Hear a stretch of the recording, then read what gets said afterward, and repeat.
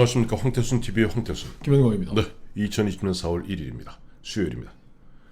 예, 보니까 지금 낙동강전선에 학도병이 나타났습니다. 낙동강전선에 학도병이 나타났습니다.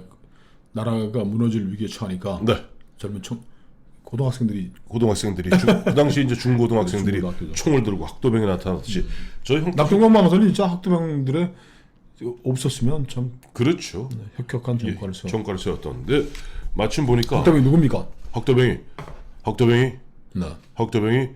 드디어 나타났습니다. 네. 근데 학도병이라고 진짜 뭐 중고등학생이 나타난 건 아닙니다. 그러니까 항상 대구 경북 특히 TK의 그 보면 투표 성향이 그렇습니다. 네. 보면 흔한 얘기로 보면 좀 자기들이 무시당하면 좀 두고 보자 하면서 좀 본때를 보이는 뭐 그런 측면이 있는가 하면 나라 전체가 위기에 빠졌을 땐 자기 것을 버릴 줄 압니다. 네. 이게 2004년이에요. 2004년 그 당시 기억하시겠습니다만은 노무현 대통령 탄핵 그렇죠. 소추가 된 상태에서 선거를 치르지 않습니까? 그러다 보니 전국적으로 무슨 바람이 불었냐 하니까 이른바 탄핵 역풍이 붑니다. 탄핵 역풍이 불어서 그때 정동영 당 의장 시절입니다만은 뭐 200석을 하느니 220석을 하느니 그야말로 당시 집권 여당이던 열린 우리당은 기고만장해 있을 때죠. 그런 상태에서 와 바람이 부니까 묘하게 대구 경북 TK에서 그 역풍이 단 또 역풍이 붑니다. 네. 역풍이 불어서 그때 보면은 당시 대구 경북 그 선거를 총괄하던 열린 우리당 본부장이 바로 이강철 씨입니다. 나중에 청와대 수석관은 그렇죠. 이강철 씨, 백발의 이강철. 예, 백발의 이강철 씨가 그때 보면은 저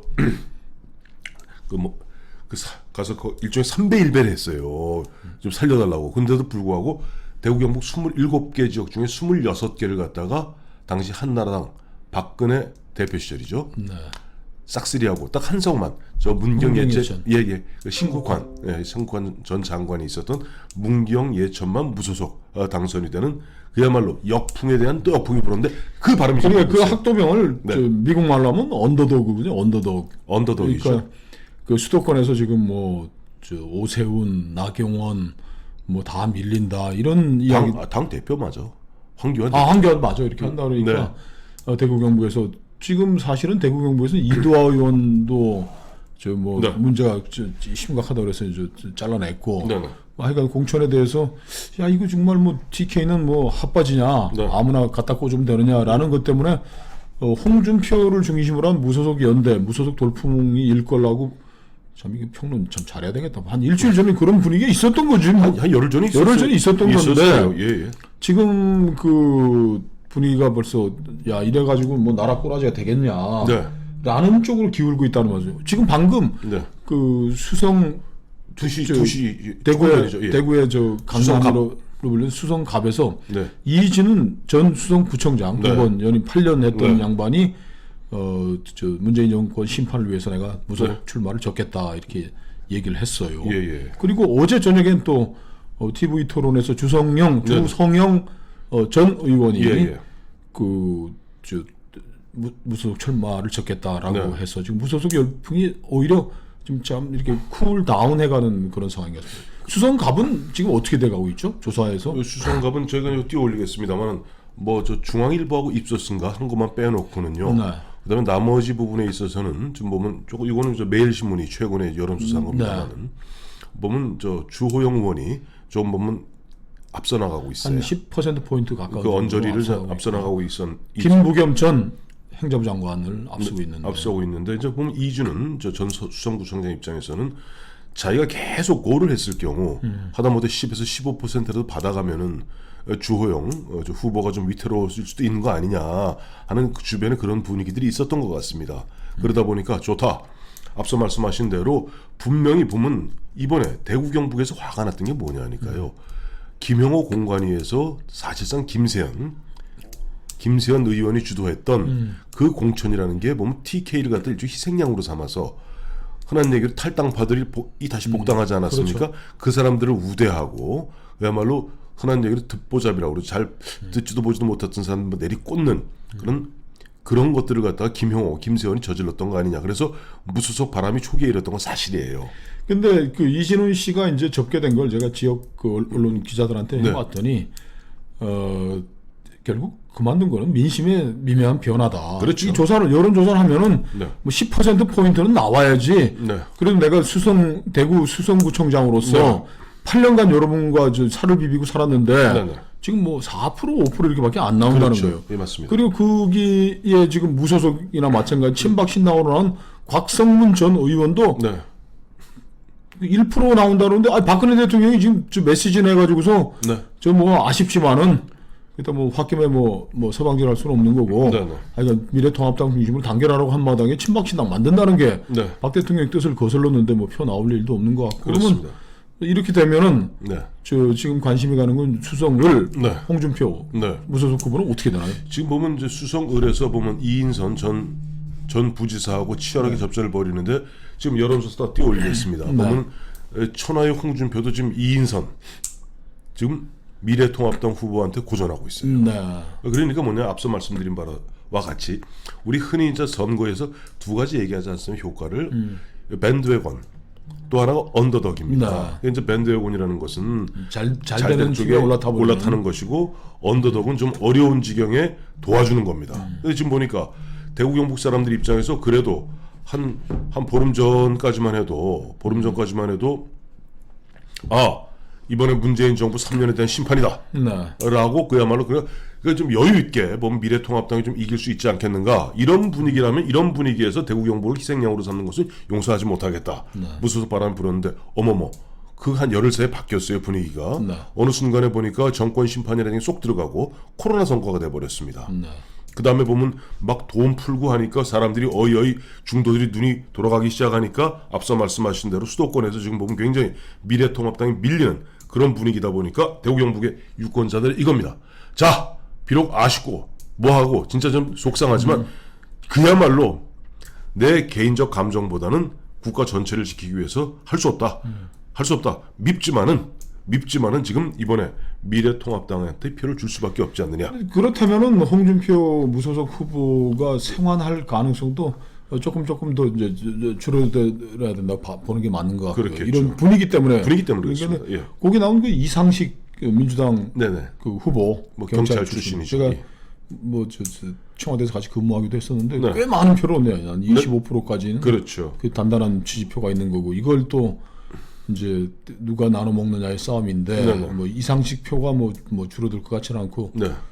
둘이 이제 홍준표와 이인선 간에? 통합당이 나눠 먹는 건데 네네. 뭐 지켜봐야 될 것 같네요. 그 예. 뭐 수성 갑 사람들의 마음과 수성 을 사람들 마음이 그렇게 크게 다를 것 같지는 않습니다. 않으니까요. 또 하나 이제 보면 이제 관심을 끌게 되는 게 보면 저 안 그래도 보면 이번에 대구 경북 전체 25개 지역을 쭉 선관위 그 이제 뭐 후보 등록 현황을 보면서 살펴봤더니 뭐 무소속 분들이 쭉 나왔는데 보면 아 이게 큰 바람을 일으키기 쉽지 않겠구나. 또 백승주 의원 같은 경우 구미에서 무소속 출마 선언을 했었던 분인데 했는데 사실 3월 25일 날 접고 이젠 당을 자체를 갖다가 당의 명에 따라서 미래통합당에서 미래한국당으로 당적을 옮겼어요. 그래요. 예, 옮겼고 이런 분위기인데 이제 남은 건 그렇다면은 지금 변수가 될 수 있는 것은 앞서 말씀하셨던 수성을의 홍준표, 그다음에 북갑의 정태욱 현 의원, 일부망천 정태욱, 그다음에 달서구 갑의 지금 곽대훈 의원이 있습니다. 근데 이 북구갑의 정태욱 현 의원 같은 경우는 양금희 미래통합당 후보랑 좀 맞붙어 있고. 네. 근데 여기 좀 오차범위 매일신문 그 우리 저 대구의 정통한 황 대표가 그 양금희 씨가 뭐 눈에 띌 만한 캐리어도 없고 네네. 뭐 지역 근거도 없는 사람이다라고 이게 또 고개를 갸웃했던 그 대구 경북 공천 중에 하나였는데 네. 그 양금희가 네. 이렇게 많은 표를 얻고 현역 의원과 팽팽하게 붙었다는 것은 네. 이제 지역 그 민심의 이제 변화를 이제 웅변해주고 있는 것이고. 그렇습니다. 뭐 대구 지역에 네네. 그 주요 언론들이 지금 정태욱하고 그 양반 곽대훈 둘을 한번 밀어보자.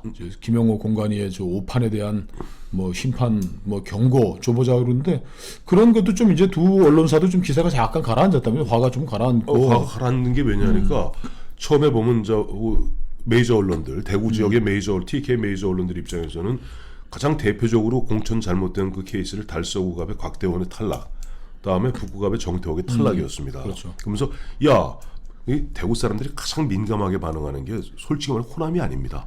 PK입니다. 왜? 재경 TK. 재경 TK와 PK. PK. 그러니까 예전에 김영삼 당시 후보한테 우리가 남이가 하는 말에 쏘가서 밀어줬다고 완전히 피박살이 나지 않았습니까? 그러다 보니까 PK가 주도하는 공천이라고 보고 있는 거예요. 이번 공천을. 김영호 부산이죠. 김세현 부산이죠. 민감하게 반응해서 앞서 말씀하신 대로 영남 매일 영남 양 언론사를 비롯해서 대구 지역의 언론들이 이번에 재경 TK들이 말이지 갑자기 재구 TK들을 갖다가 향토 TK라고 그럽니다. 몰아붙이고 그걸 PK 어쩌고저쩌고 해서 북구갑과 달서구갑에 뭔가 신경을 많이 썼는데 문제는 앞서 말씀드린 대로 대구 경북 유권자들 마음속에 이른바 언더덕이 밑에 깔려있는 개를 뜻하는 겁니다. 그게 언더덕이라는 학도병이 드디어 슬슬 밀고 들어오기 시작한 거예요. 그러니 대구 지역의 두 언론 메이저 언론도 사실은 그런 지역의 흐름에 그냥 외면할 수만 없겠죠. 그 특히 대구가 지금 그 이 정부에 들어선 그 소득주도 성장 경제 정책, 국가주의 개입, 사회주의 경제 정책의 가장 큰 피해자예요. 그렇습니다. 지역 경제 가장 어려운 게 대구이고. GRDP 그리고 이 코로나 19 사태에서도 가장 큰 피해를 입고 있는 게 TK입니다. TK 대구예요. 그 지금 뭐 사망자 지금 한 150명 넘어가고 있는데 그 중에 뭐 120, 30명이 지금 대구에서 발생하라고 그랬으니까 그 피해자인데 지금 대구 분들은 다른 지역에서는 모르겠어요. 뭐 돈 100만 원 준다 그러면 뭐 솔깃할지 모르겠지만 대구는 이런 식의 그 경제 정책 일솜씨 가지고는 이런 어려움을 구해낼 수 없다라는 게 또 대구 사람들의 또 절박한 또 인식이기도 합니다. 그렇습니다. 지금 100만 원 지금 자영업자들 그 고깃집 하는 사람들이 문을 닫아 기준도 없어지고 언제 나눌지도 모르고 이런 상황에서 그 뭐 대구 터지는 걸 뭐 신천지로 하면 몰아가는데 사실은 중국 쪽에서는 감염 차단 안 한 큰 잘못도 있는데 뭐 사람들은 100여 명이 지금 120, 30명이 대구에서만 넘어져 갔는데 뭐 세계 최고 방역이라고 자랑하는 문재인 대통령에 대한 실망감 이런 것도 굉장히 크고 그런 것 때문에 언더덕이 바로 생긴 겁니다. 그렇죠. 그리고 곰곰이 생각해 보니 아니 대구 사람들이야 보면 완벽하게 사실상 기억 안 나세요? 대구 봉쇄 기억 안 나세요? 처음에 이 정부가 TK 봉쇄하자고 그랬잖아요. 그게 사실상 봉쇄돼 있는 이 정부 책임 있는 사람들이 뭐 대구 코로나 뭐 이런 식으로 우한 코로나 그러면 뭐 폐렴금 펄펄 뛰는 사람들이 그런 식으로 지금 했단 말이에요. 그 사람들이 지켜보는데 이게 보니까 지금 보면 미묘하게 지금 수도권이 흔들리고 있으니까 대구 경북이 중심을 잡는데 대구 TK의 기질을 그대로 표현하는 사건이 있습니다. 뭐가 있습니까? 2003년 그 2월에 대구 지하철 참사가 벌어집니다. 그때도 한 200명 이상. 200명 가까이 돌아가셨습니다. 근데도 그거 뭐 정부 보상해라, 뭐 진실 밝혀내라 안 그러고. 그냥 그 국가적 차원에서 뭐 시비 안 걸고 뭐 미귀한 자 살려내라. 뭐 보상해라. 뭐 마지막 한 사람까지 뭐 현장에 무슨 뭐를 세워라. 뭐 보존해라. 뭐 기념사업 하자 이런 거 안 한 거 아닙니까? 경북 사람들이. 그게 바로 TK의 기질입니다. TK가 바로 그렇기 때문에 자기들보다도 결정적 순간에는 나라를 먼저 생각합니다. 그것이 우리 다 알고 계시겠습니다만은 우리 1910년인가요? 9년인가요? 국채부상운동 어디서 일어났어요? 대구입니다. 그러니까 대구 사람들이 기질들이 이번에도 보면 언더덕으로 표현되면서 사실 지금 홍준표 전 대표나 정태욱 의원, 곽대원 의원 같은 경우 무소속으로 아직은 지금 보면 굉장히 나름대로 좀 버티고 있습니다만은 이 분위기가 심상치만은 않아요. 경북은 어떻습니까? 이제 12석 의석이 대구는 12, 이제 경북 13인데 경북에 뭐 무소속 돌풍이나 뭐 이런 건 어떻습니까? 무소속도 앞서도 말씀드렸습니다만 현역 의원들은 다 이미 탈락된 의원들은 승복을 했고 보면은 이제 안동 같은 경우 이제 김형동 후보에 대해서 좀 불만이 있으면서 이제 권택기 두 전직 의원이 좀 무소속으로 나와 있습니다만은 여론조사상은 그래도 아직은 그 미래통합당 후보가 앞서고 있습니다. 이게 사림의 전통이기도 하고 좋은 것이기도 하고 답답할 때도 있기도 하지만은 대구 경북에 드디어 학도병 국채보상운동이 시작됐다. 나라 구하기가 시작됐다. 대구에서 TK의 나라 구하기가 TK에서부터 시작되고 있습니다.